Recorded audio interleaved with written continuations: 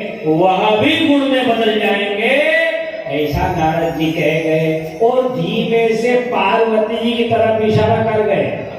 खिसक लो अगर माना है तो। किससे कह गए? जोर से बोलो। बेटा जाओ आराम से। माता पार्वती भजन करने गई। तब किया, इतना भजन किया, इतना भजन किया। कछु दिन भोजन बारी बतासा, कछु दिन कीन कठिन उपवास, है ना? ऐसा सब ऋषि आए, उन्होंने कहा देवी किनके लिए भजन कर रही हो? माता पार्वती ने कहा अरे हमारी भी खोपड़ी खराब है। तो क्या हो गया कि हम भोलेनाथ को हर जन्म में पति रूप में चाहते हैं। तो सप्त ऋषियों ने भटकाने का प्रयास किया। उन्होंने कहा भोलेनाथ के लिए भजन करती हो? तो कहा अरे वहां तुम्हें क्या मिलेगा? तो क्यों, क्या नहीं मिलेगा? पता है तो क्या कि भोलेनाथ ने तो कामदेव को भस्म कर दिया। और वहां जाओगे तो दो चार चीजें तो स्त्री के जीवन में आवश्यक है। तो कौन कौन सी? रोटी, कपड़ा और मकान। ये तीनों वहां नहीं मिलेंगे।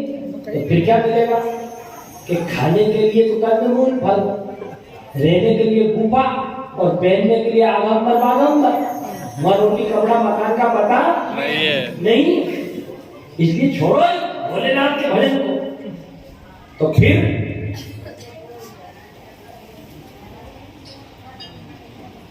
नारद जी वेश बदल के गए।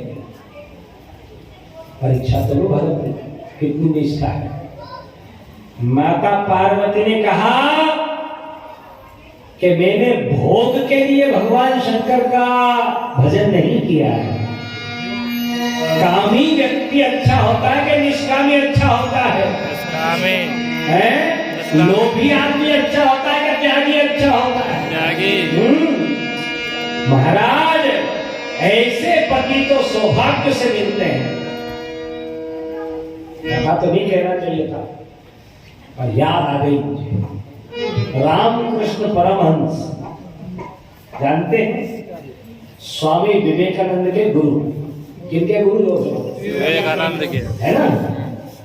परमहंस थे। एक ही महापुरुष ऐसा धरती पे भी इसी युग में जिनके सामने परमहंस लगा है, जिनको काली माता, कलकत्ता वाली जो काली मां का मंदिर है, उनके वह पुजारी थे। नगद थी रामकृष्ण परमहंस। एक दिन उदास हो गए। मां परमहंस तो थे, सबकी मां तो अपने बेटे से बात करती है, तू मेरे से बात क्यों नहीं करती है? वो मां बेटे से नहीं बोलती जो बेटा गलती करता है, रूठ जाती है मां। शायद मेरे से कोई गलती हो रही है इसलिए आप मेरे से बात नहीं करती, और आप बात नहीं करती, मेरे से कोई गलती हो रही तो ऐसे जीवन को रखने से क्या फायदा? काली के हाथ में से खड़क लिया, जो मारने लगे तो पीछे से हाथ पकड़ लिया, माता काली बेटा है। मूर्तियां बोला नहीं करती, रामकृष्ण तू मेरा बेटा है, मैं तेरी मां। ऐसी भूल कभी नहीं करना बेटा, ठीक? खड़ा छुड़ा दिया हाथ। इनका ब्याह हुआ। क्या हुआ? जोर से। परिवार वाले नहीं माने, ब्याह कर। पत्नी का नाम था शारदामणि। क्या नाम था? शारदामणि। भोलेनाथ की कथा आई है इसलिए कह रहे। ये कलयुग की घटना है, अभी की घटना है, 150-200 साल पहले की।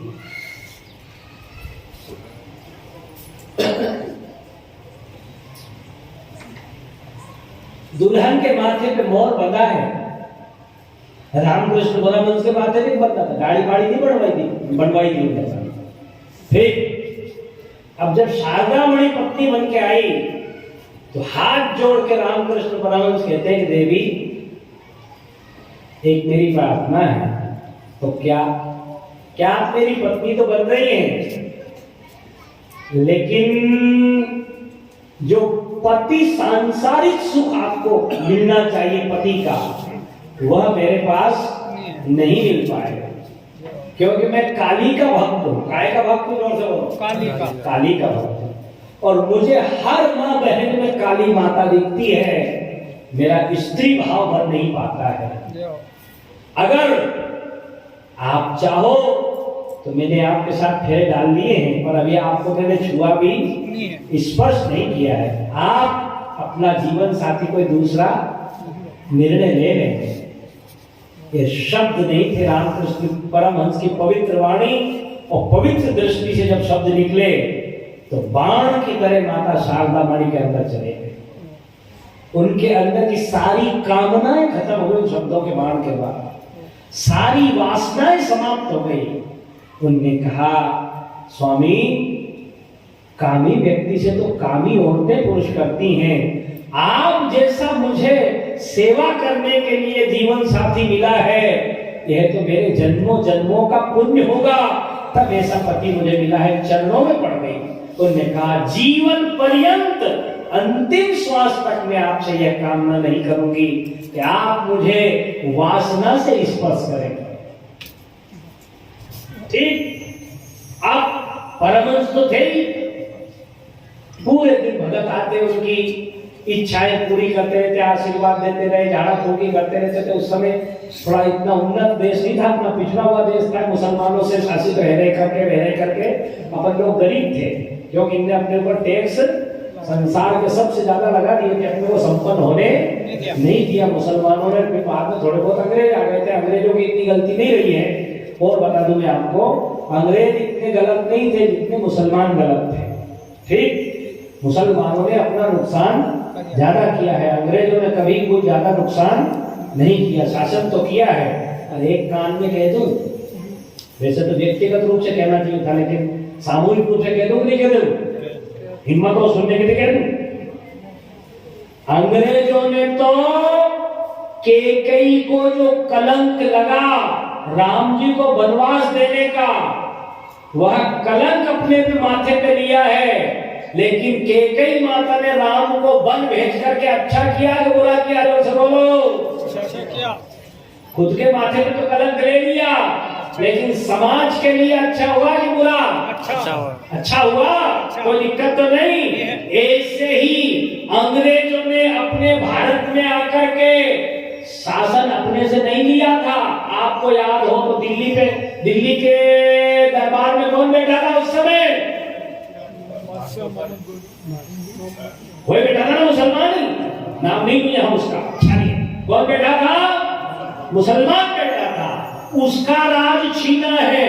ठीक, 200 साल में साफ करके और वापस हमको कह गए हैं जाते जाते कि हिंदुस्तान तुम्हारा है, हिंदुओं तुम वापस इसको संभाल के रखना, ये धरती तुम्हारी है, तुम्हारे देवताओं की है, इनसे तुम तो नहीं चुरा सकते थे, लेकिन हमने चुरा के तुम्हें सौंप के जा रहे हैं। हम तो अपने देश को जा रहे हैं, तो अब संभाल के रखना।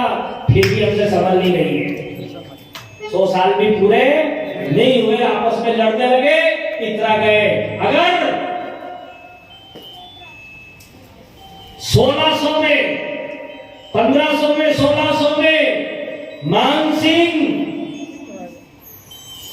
जयपुर घराना मेवाड़ को साथ दे देता, मारवाड़, तो हम अकबर के गुलाम होते कि अकबर हमारा गुलाम होता? जोर से बोलो। इस देश से साफ हो जाते ये, लेकिन हम में से ही फूट करके हाथा कौन बना पेड़ को काटने के लिए? कुल्हाड़ी का हाथा हम ही बने हैं, तब पेड़ कटा है हमारा। ठीक, थोड़ा ध्यान रखो किस लिए कह रहा हूं। कभी कभी रहती मेरे मन में पीड़ा, वो छोड़ो, यहाँ जाओ रामकृष्ण परमहंस के पास। पहले थोड़ा अपना देश पिछड़ा हुआ तो लोग क्या करते थे, झाड़ा फूकी में विश्वास किया। रामकृष्ण परमहंस किसी दुखी को देखते तो कहते, माँ इसका दुख दूर कर, तुम्हारा दूर हो जाता, दुख दूर हो गया। ऐसी वाणी सिद्ध थी महापुरुष की। बाद में उनको दुख हुआ, किनको? रामकृष्ण परमहंस को बाद में दुख हुआ। अब दुख हुआ तो भगत लोग जाके कहते मां समर्थ है, मां से क्यों नहीं कह देते? इतने बड़े भगत होकर के दुख क्यों उठा रहे हो? उन्होंने कहा कि जिन जिन का मैंने दुख दूर किया है वह दुख उनका तो दूर हो गया, लेकिन उनका दुख मैंने ले लिया है, उनका दुख मैं उठा रहा। सामने वाले की पीड़ा जो थी मां से कहकर के वह मैंने ले ली है, तो वह पीड़ा स्वयं ने उठाई है और संसार को सुखी कर दिया। वो रामकृष्ण परमहंस। तो दिन भर थक जाते, वो कह रहा था, दिन भर थक जाते तो रात को शारदा मणि पांव दबाती। क्या दबाती?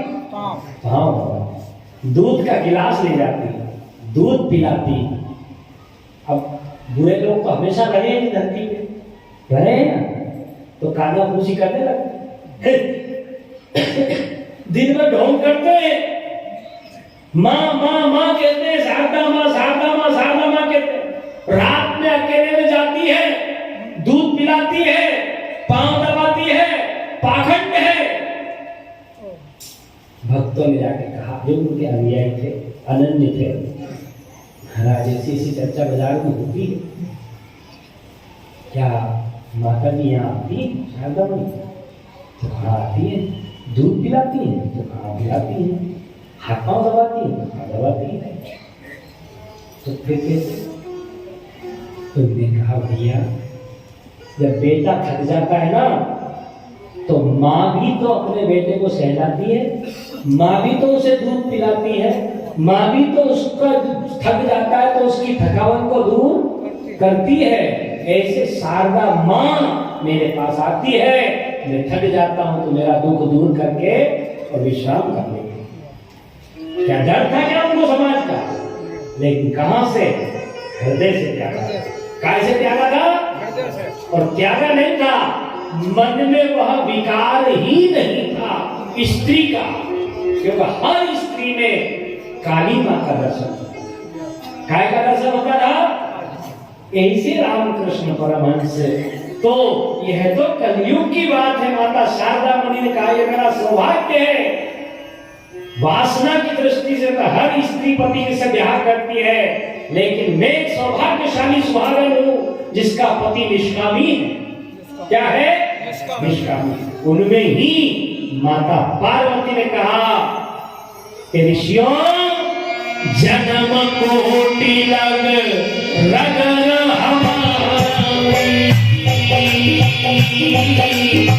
परहु